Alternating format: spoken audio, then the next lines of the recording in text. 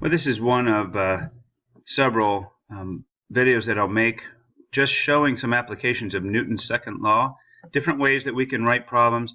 They all have some things in common in that we're relating forces with motion, but there's so many different types that we can use that I hope you can find one in your textbook, but I'd also maybe show you some here that might be a little different than what you'd see in your textbook. So I've got it written out here on the page, and as you can see, you might want to stop the video here and just write it down. But this is we call this an inclined plane problem because, as you can see, we've tilted one of our lab tracks at 25 degrees, and we've got one of our half-kilogram carts that's moving down the track. And we're imagining that we're moving at a steady speed. Now, because I described this as frictionless, you might think, well, why would it ever reach a steady speed? And that's because what's implied at the end of the problem, perhaps we have a drag force from the cart moving so fast that there's enough air resistance that it reaches its terminal velocity. So we're going to figure out what that terminal velocity would be.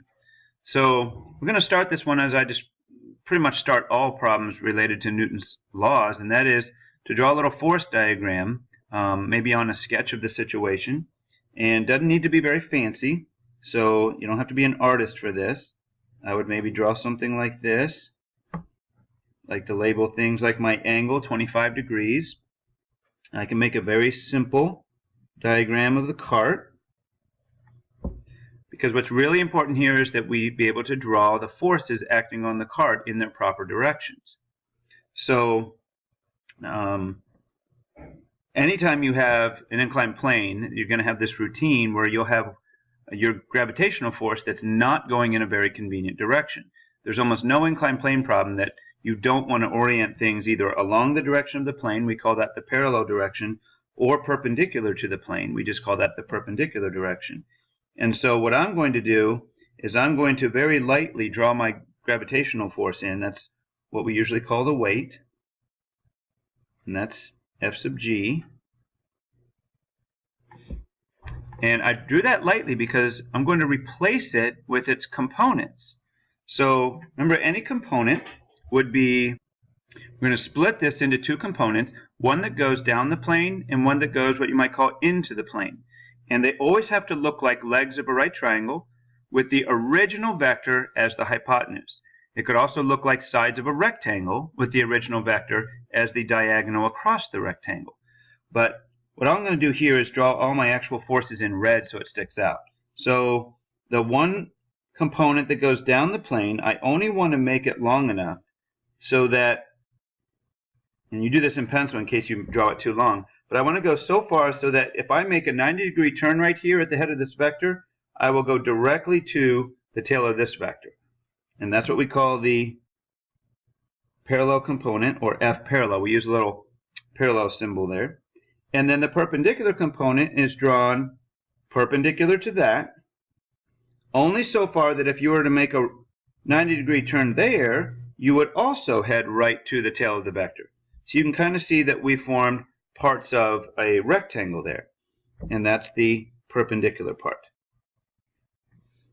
Now, I'm going to go ahead and write on here how we calculate these. I don't think I've done one in my videos yet, so any component is related to the sine or the cosine of the angle that that component makes with the original vector.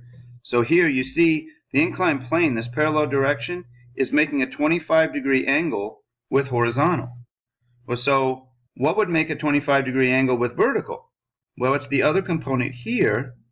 That's 25 degrees. And it's important to recognize that because now we know that the parallel side is opposite the 25 degrees. So we will use the sine of 25 to find that component. And then the perpendicular side is adjacent to 25 degrees. And so that's going to be the weight times the cosine of 25. And I previously calculated both of these numbers. You can trust me on this, 1.68 newtons parallel. And then this one is 4.44 newtons perpendicular. So that's our treatment of the gravity force. Now, what else do we have on it? Well, we have a surface, and so we've got two considerations. We will always have a normal force that pushes the two surfaces together, and that means the plane is going to be pushing up on the wheels of the cart. We call that the normal direction. And we often have a friction force if we have two surfaces sliding across each other or attempting to slide. But I have specified that this is a frictionless track. Actually, the track and the wheels together kind of make it frictionless. But I can't stop here, because if I only have these three forces, the ones I've colored in red, then Newton's law demands that this would be accelerating down the plane, and yet we said it's at constant speed. So that's why we know we have to have another force up the plane to balance out the one that we have parallel to the plane in the downward direction, and that is the drag force here. So now, those are all the forces. I've calculated all the ones that I can just from components. And now we're going to use the Newton's second law idea, or really Newton's first law pertains to these, because we have no acceleration. We don't have acceleration perpendicular to the plane, nor do we have acceleration, but instead steady motion parallel to the plane, which means we have to have an equilibrium situation or balanced forces. So that is why I know that these are equal to the components that are across from them. Now, I would always want to write out my work.